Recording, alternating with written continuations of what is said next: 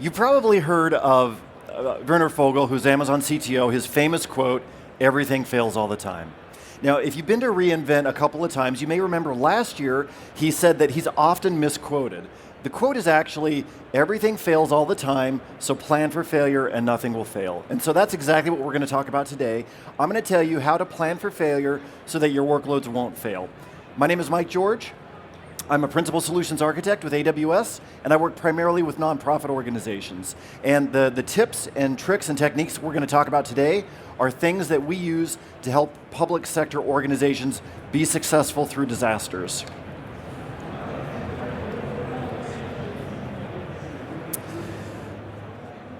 So, unfortunately, humanitarian disasters are all around us. You can think about the war in Ukraine, the floods in the Midwest. There seem to be problems all around the world. And so this is something that's just going to be continually happening. But if you're stranded on the roof of your home and you're calling for help, when you call, if you can't get through, knowing that everything fails all the time isn't very comforting. You want things to work when you need them to work. And so that's what we find with most humanitarian organizations, that when things are at their worst is when your workload needs to be successful. So what I want to talk about today are the major ways that you need to think about resilience in the cloud. Now, when people think about resilience in the cloud, they typically think about the N+1 problem, right? I have one EC2 instance, so two must be better. I have one availability zone, so two must be better. I have one region, so two must be better, right? Well, not always. There are actually 5 principles you need to think about to have resilience in the cloud. And so the first one is really managing those single points of failure. So this is what what most people think of. One is good, so two must be better. The second thing, though, is excessive load. And excessive load is all about having enough resources to support your workload. This also includes things like making sure that you have appropriate service quotas and other things to support your workload. We think about excessive latency. Excessive latency is all about how does your workload handle latency, or what happens if a downstream dependency of your workload has high latency. We think about misconfiguration and bugs. And misconfiguration and bugs is all about making sure that you have the right CI/CD processes and automation so that you can effectively deploy workloads to production and make sure that you're not making manual changes. If you've got manual changes that you're making in production, you may not have a resilience problem today, but you will one day. And the last thing to think of is shared fate. And shared fate is really about reducing the blast radius of our workload. Think about blast radius, or think about a shared fate where I have one database that supports 2 or more workloads. If there's a problem with that single database, then those other workloads could be affected. So again, it has a larger blast radius than I may want to have.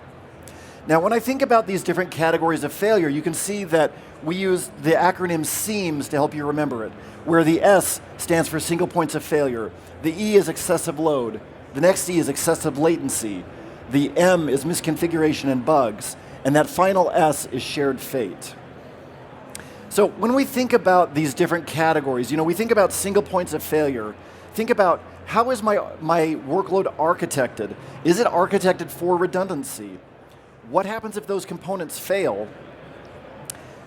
When I think about excessive load, I want to think about what could overwhelm this component. How can this component overwhelm other downstream components? What happens if this workload takes so long to succeed that people stop waiting for it? Is it possible to throw away work that's never going to be returned? Could this particular workload experience bimodal behavior? In other words, does it operate one way under normal conditions and another way under a failure scenario? Are there quotas that could be exceeded? And how does this component scale under load? When I think about excessive latency, I think about similar things, like what happens when this component experiences latency, or what happens if a downstream dependency experiences latency? How does my workload behave? When I think about misconfiguration and bugs, again, we want to think about, can I automatically roll back a failed deployment or a bad deployment? Or can I shift traffic away from a fault container or from an AZ where maybe a bad deployment has happened? Do I have guardrails or other things in place to prevent operator errors? And are there things that could expire in my workload, like certificates or credentials?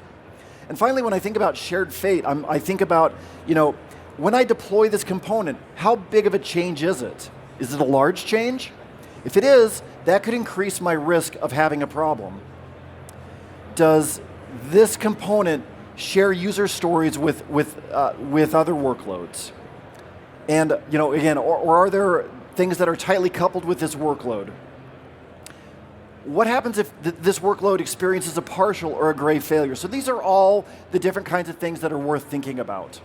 Now, when we think about resiliency, it's worth having a mental model. And the mental model that I want you to keep in mind is that we have high availability, and high availability is how I have built my application to react to certain kinds of failures that I would anticipate.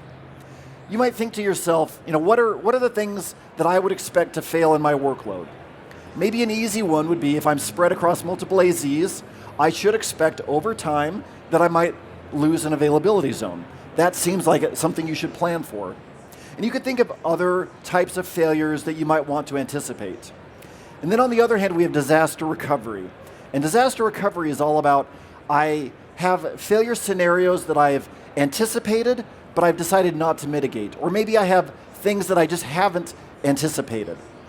But disaster recovery then is a way for me to resume my operations. And then below both high availability and disaster recovery is this mental model of continuous improvement. What can I do to continuously improve my workload? Because resilience is not a one and done type thing. This is all about implementing good CI/CD processes, introducing resilience testing to not only test your workload for failures, but also test your team for failures. Okay, so we've spent a lot of time now talking about resilience. Let's actually now talk about generative AI. So let's look at a typical generative AI application where I have users that interact with an agent. That agent interacts with a foundation model and a set of tools. And those set of tools you may have heard of as MCP, okay?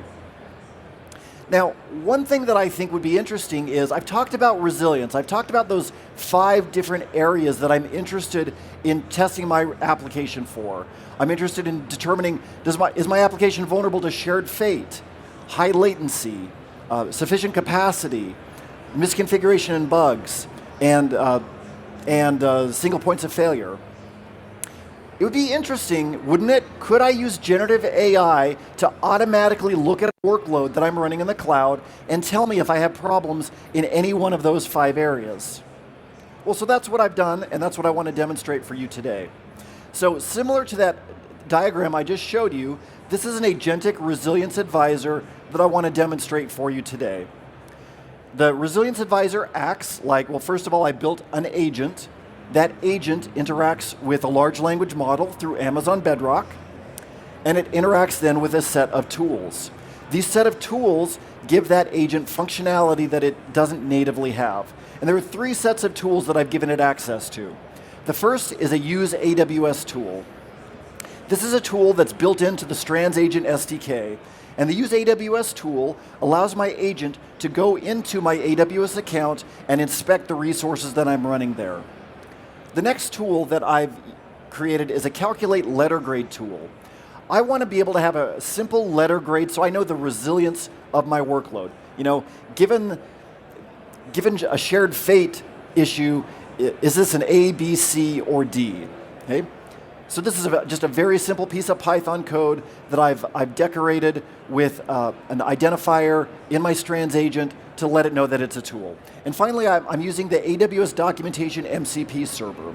This is a publicly available MCP server that allows you to get detailed documentation on really anything you want as it relates to AWS.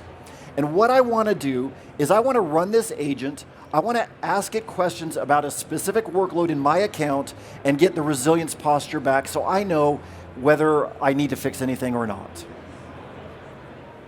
So what I've done now is I've got 2 consoles here. On the right-hand side, that white screen is my agent that I'm actually running. Now, in the real world, I wouldn't run this through a console, but I'm doing this here just so you can see what's actually happening under the hood. And on the left-hand side is my client who's actually interacting with my agent. So I'm going to start out with my agent. Well, I'm going to starting my agent up. You can see it's beginning to run. And now on my left-hand side, I'm going to start up my client. And I'm going to start by answering a few questions. I'm going to give a tag of a workload that I'm interested in that's running in my AWS account. I'm going to tell it the RTO and the RPO of my workload. And you can notice then on the agent side, it's identified that it's looking at the food agent workload, and it's going to analyze that workload with an RTO, a recovery time objective of 24 hours, and an RPO, or recovery point objective of 12 hours. It's going out to my AWS account, pulling back those resources, reasoning about them, and then it's pulling back documentation to look at what are things that I could do to improve my workload. And you can see now on the left side that it's returned results to me. And it gives me those 5 different categories that I mentioned earlier. And if you look really closely, you can see that it gave me pretty much B's and C's for letter grades. So given an RTO and an RPO of 24 hours and 12 hours, my workload is okay. There's probably some room for improvement. But now I want to ask it another question. So how would my letter grades change if I changed my recovery time objective from 24 hours to 2 hours? And what if I changed my RPO, my recovery point objective, from 12 hours to 30 minutes? How would that change my resilience posture? Now, you can see on the right-hand side that the agent, it doesn't need to go back to my AWS account. It already understands my workload that's running. It's reasoning about that workload further, and it's pulling back some documentation to justify any claims that it's going to make about what I should fix. And you can see now that on the left-hand side is what I get back in my client. And if you look carefully, you can see that whereas before most of my letter grades were B's and C's, now most of my grades are D's and F's. So this workload definitely does not support an RTO and RPO of 2 hours and 30 minutes. All right, well, the next thing I want to do, how many of you have workloads that have been running in production forever and you've just never updated the architecture diagram, it gets out of date, Now I want to ask this, build me an architecture diagram based on what you've already pulled out of my account. And so the agent reasons about that, and if you look here on the left-hand side, what it's done is it's generated an architecture diagram for me in Mermaid format. So if you check that into Git, you'll have a nice graph that will look something like this. And you can see, so this is the workload that it's been analyzing for me. You can see that I've got a Bedrock agent that interacts with a Lambda function. It reads and writes from an S3 bucket. It uses secrets and secrets manager. It's logging out to CloudWatch logs. It's got some IAM roles, and it's got some encryption through KMS.